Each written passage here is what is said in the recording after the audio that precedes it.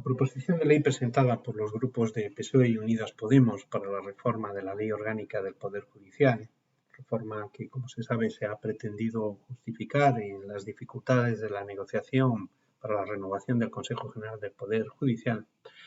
y que afectaría concretamente al sistema de elección de los 12 vocales de extracción judicial, ha provocado una amplia respuesta de rechazo, tanto en España como ya también a estas alturas en las instituciones europeas, que han afirmado que van a seguir el devenir de esta proposición de reforma con intensa preocupación. No es necesario un análisis muy complejo para comprender esa preocupación, ni tampoco para llegar a concluir que esa preocupación está más que justificada.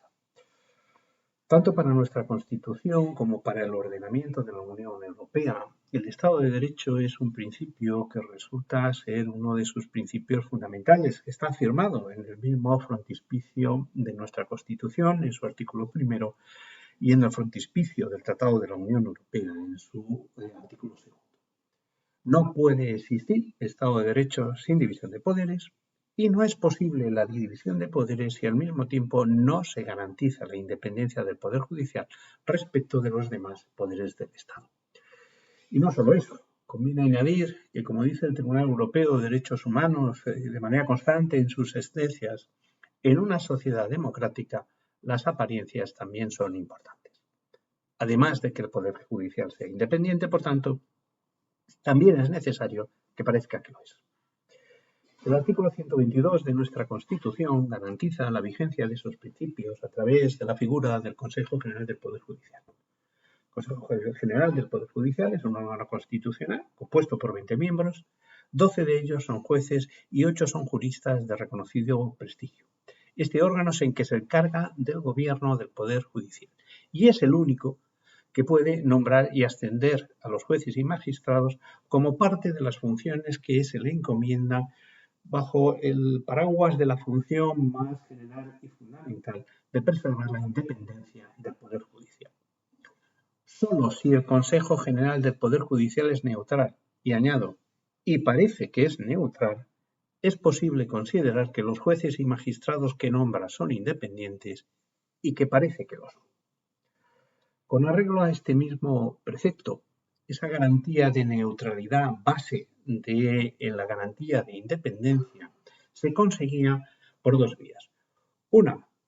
por la vía de que la mayor parte de sus miembros, 12 de los 20, insisto, fuesen jueces. Y en segundo lugar, por la vía de que la elección de esos jueces se encomendase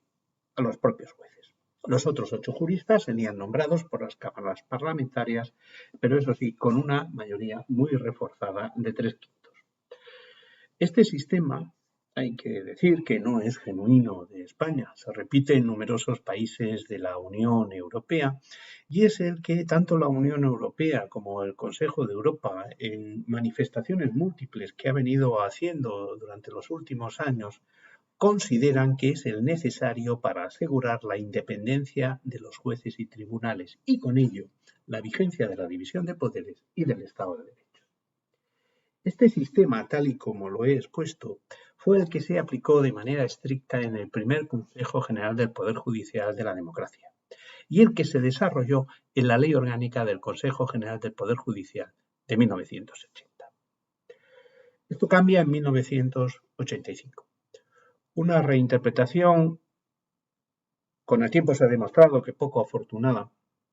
del artículo 122 de la Constitución que se llevó a cabo cuando se aprobó la Ley Orgánica del Poder Judicial en 1985,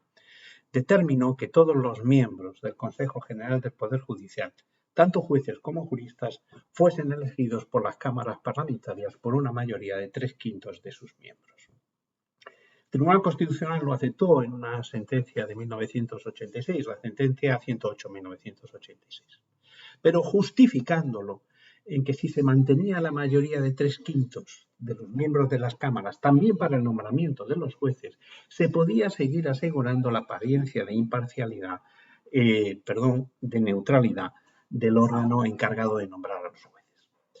La sentencia calificó esa exigencia de mayoría cualificada de 3/5 como una cautela y si se lee la sentencia cabe considerar que si esa cautela desaparece de la ecuación, el argumento de la sentencia del Tribunal Constitucional necesariamente tendría que invertirse. Añado también que para el Consejo de Europa esa cautela en sí mismo es insuficiente. Desde el Grupo de Estados contra la Corrupción, el conocido como GRECO, dependiente del Consejo de Europa, se nos viene exigiendo por ello año tras año y desde hace ya bastantes años que reformemos nuevamente nuestro sistema de nombramiento de los vocales judiciales para volver otra vez al sistema inicial, que por cierto es el que rige en la mayor parte de Europa, salvo en España y en Polonia. La proposición de los grupos parlamentarios de PSOE y Unidas Podemos ciertamente se dirige a modificar el sistema, pero lo hace justo en la dirección contraria a la que se nos pide en Europa. La proposición de ley no plantea otra cosa que acabar con la cautela y lo hace copiando el mismo sistema que también curiosamente ha incorporado el gobierno del partido de ultraderecha de Polonia, Ley y Justicia. El sistema consiste en que en una primera votación se exigiría la mayoría de 3/5 de cada una de las cámaras. Pero si no se consigue, en una segunda vuelta sería suficiente con la mayoría absoluta. Es decir, la misma mayoría necesaria para soportar la acción de gobierno.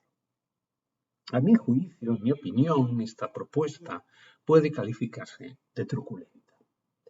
Pretende apoyarse en el hecho de que el artículo 122 de la Constitución, cuando alude a los 3/5 de las cámaras parlamentarias, lo refiere solo a los juristas, no a los jueces. Eso es cierto,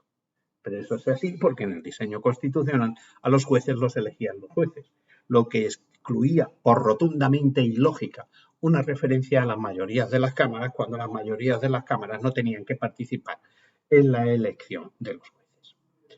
Con esta propuesta, que elimina la cautela a la que se refería el Tribunal Constitucional en su sentencia,